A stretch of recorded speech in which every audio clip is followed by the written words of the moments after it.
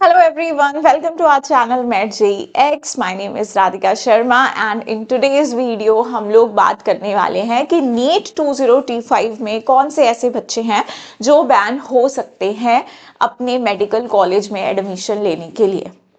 तो इस वक्त बहुत सारे ऐसे बच्चे होंगे जिन्होंने ड्रॉप लिया होगा and they are planning for NEET 2025। तो आपके लिए यहाँ पर इंफॉर्मेशन है कि आप लोग को आगे एडमिशन फर्दर लेने दिया जाएगा या नहीं लेने दिया जाएगा। तो इस पर्टिकुलर टॉपिक पे हम लोग बात करेंगे आज, क्योंकि देखो बेटा, जब आप एग्जाम देते हो तो आप बहुत सब लोग ऐसा नहीं करते कि प्रॉपर ड्रॉप ले लेते हैं।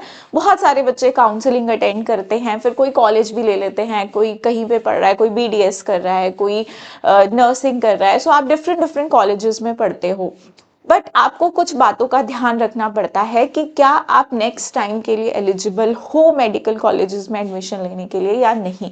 तो इसी टॉपिक के बारे में हम लोग इस वीडियो में बात करेंगे। तो देखिए, हमारे पास दो तरह की काउंसलिंग्स होती हैं, one is all India counselling and other one is state counselling.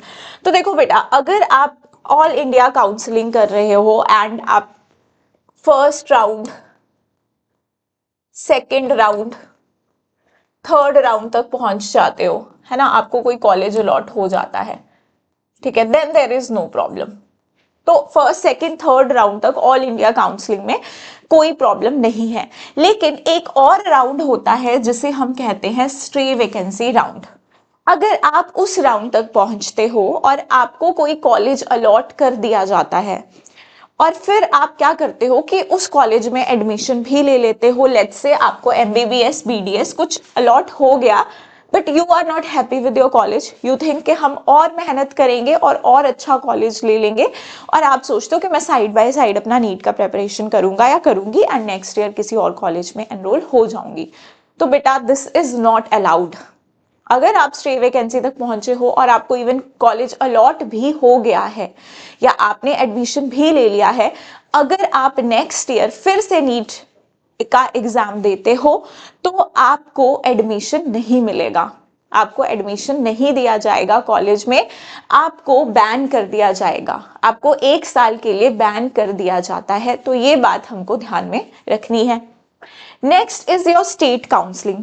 तो स्टेट काउंसलिंग में जो बच्चे यूपी कॉलेजेस लेते हैं, जो यूपी स्टेट के अंडर कॉलेज लेते हैं, देखो अदर स्टेट्स भी हैं, लेकिन ये जो रूल मैं आपको बताने वाली हूं, this is only for your UP, ठीक है, उत्तर प्रदेश के लिए ही ये रूल लागू होता है। इसमें स्टेट काउंसलिंग में क्या होता है बेटा, यूपी में, कि अगर आप चाहे कोई भी राउंड है, एनी राउंड, कोई भी राउंड है, फर्स्ट है, सेकंड है, थर्ड है, अगर आपने काउंसलिंग अटेंड किया है और आपने कॉलेज भी ले लिया है यूपी के यूपी में, अगर आपने कोई भी कॉलेज ले लिया है और आप वहां पर पढ़ रहे हो, आप सोच रहे हो कि अगले साल मैं और अच्छा स्कोर करके कोई और कॉलेज ले लूंगा या ले लूंगी, so that is not possible, आपको बैन कर दिया जाएगा। या फिर अगर आप ऐसा सोचते हो कि आप किसी और स्टेट पे जाओगे तो देन दैट्स फाइन, लेकिन अगर आप यूपी में ही चाहते हो कि आपको अब इस कॉलेज में नहीं पढ़ना है और आपने अच्छे मार्क्स ले लिए हैं, आपको किसी और कॉलेज में जाकर एडमिशन मिलेगा और आप सोचोगे कि आपको एडमिशन मिल जाएगा, तो ऐसा नहीं होगा। यूपी गवर्नमेंट ये अलाउ नहीं करती है, क्योंकि इसकी वजह से बेटा बहुत सारी सीट्स क्या रह जाती हैं, फिर वेकेंट रह जाती है, बहुत सारे बच्चे कोर्सेज लीव कर देते हैं।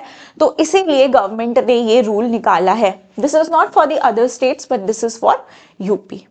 आपको ये ध्यान में रखना है, जब भी आप काउंसलिंग अटेंड करते हो, अगर आपको लगता है कि हमारे मार्क्स इतने सफिशिएंट नहीं है या हमें अपना अभी हम वो गोल अचीव नहीं कर पाए, हमारा ड्रीम कॉलेज अचीव नहीं हुआ है, तो आप दो बातों का ध्यान रखोगे। अगर आप ऑल इंडिया काउंसलिंग कर रहे हो तो अगर आपको स्ट्रे वैकेंसी राउंड में पहुंच जाते हो और वहां पे कोई कॉलेज अलॉट हो जाता है, तो आप फिर 1 साल तक नीट का एग्जाम, अगर आप चलो दे भी दोगे, आप नीट का एग्जाम दे दोगे, ऐसा नहीं आप एग्जाम से बैन हो जाओगे, लेकिन आपको कॉलेज नहीं मिलेगा, आप 1 साल के लिए बैन कर दिए जाओगे।